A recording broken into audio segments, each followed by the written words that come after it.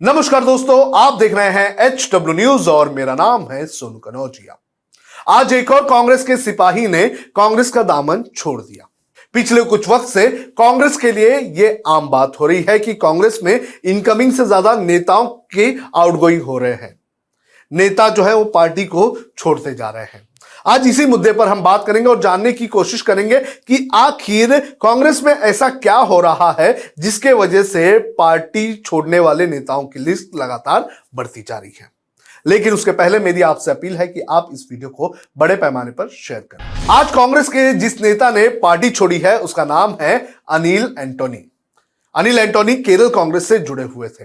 हालांकि देश की राजनीति में अनिल एंटोनी कोई बड़ा नाम नहीं है, लेकिन अनिल एंटोनी के पिता AK एंटोनी कांग्रेस के दिग्गज नेता हैं और कांग्रेस की जब सरकार थी तो उस वक्त AK एंटोनी जो है वो रक्षा मंत्री भी रह चुके हैं। तो AK एंटोनी का बेटा अगर कांग्रेस पार्टी छोड़ रहा है तो इसको लेकर भी पार्टी के अंदर कई सारे सवाल उठ रहे हैं।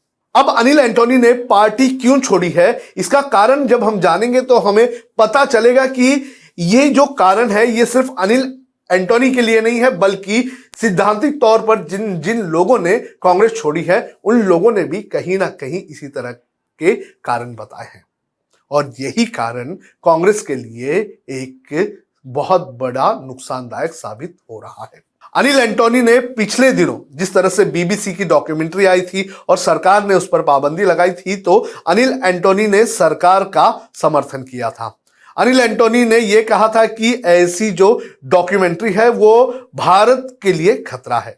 और जब उन्होंने अपना ये पॉइंट ऑफ व्यू रखा था तो उस वक्त उन्हें पार्टी के अंदर से ही विरोध झेलना पड़ा। इतना ही नहीं, अनिल एंटोनी के ऊपर प्रेशर बनाया गया कि वो अपना ट्वीट डिलीट करे और साथ ही अनिल एंटोनी को धमकी भरे फोन भी आ रहे थे।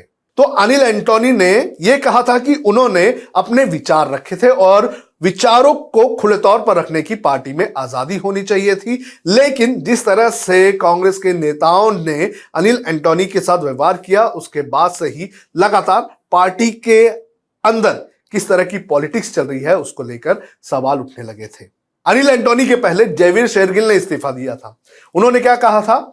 उन्होंने कहा था कि आज राहुल गांधी और कांग्रेस के जो आला कमान है वो ऐसे नेताओं से घिरे हुए हैं जो आम जनता के, आम कार्यकर्ताओं के मुद्दे जो है वो आला कमान तक पहुंचाने का काम नहीं करते हैं और ये जो आसपास के जो लोग हैं ये ही फैसला लेते हैं और इसके वजह से पार्टी नहीं ठीक हो पा रही है।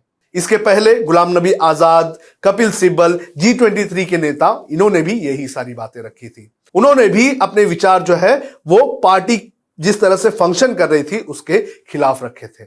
लेकिन उनके साथ क्या हुआ, उन्हें भी पार्टी छोड़नी पड़ी। तो कांग्रेस के लिए ये दो चीजें, एक तो पार्टी में खुलकर सोचने नहीं देना और दूसरा जो आला कमान है वो आसपास के ऐसे नेताओं से घिरे हुए हैं जो आम कार्यकर्ताओं और आम लोगों के जो विचार हैं वो आला कमान तक पहुंचाते नहीं हैं। अगर इसी तरह से कांग्रेस में चलता रहा तो कांग्रेस में आने वाले दिनों में अगर और भी जो नेता है वो पार्टी छोड़कर किसी और पार्टी में चले जाए तो ये कोई बड़ी बात नहीं होगी, क्योंकि पिछले कुछ वक्त से ये देखा जा रहा है कि कांग्रेस के फंक्शनिंग से कई सारे बड़े नेता जो है वो नाराज है और इसी के चलते ये पार्टी छोड़ने तक के लिए तैयार हो रहे हैं। हालांकि एक और बात यह है कि कई सारे नेता जो हैं वो ED और CBI के डर से कांग्रेस छोड़ रहे हैं, लेकिन जितने भी नेता जिन्होंने सिद्धांतिक तौर पर पार्टी छोड़ी है उन लोगों का यही कहना है कि पार्टी में कुछ भी सही तरीके से नहीं चल रहा है। पार्टी को जो कदम उठाने चाहिए थे पार्टी वो कदम नहीं उठा रहे हैं और जो आला कमान है वो चाटुकारों से भरा पड़ा है।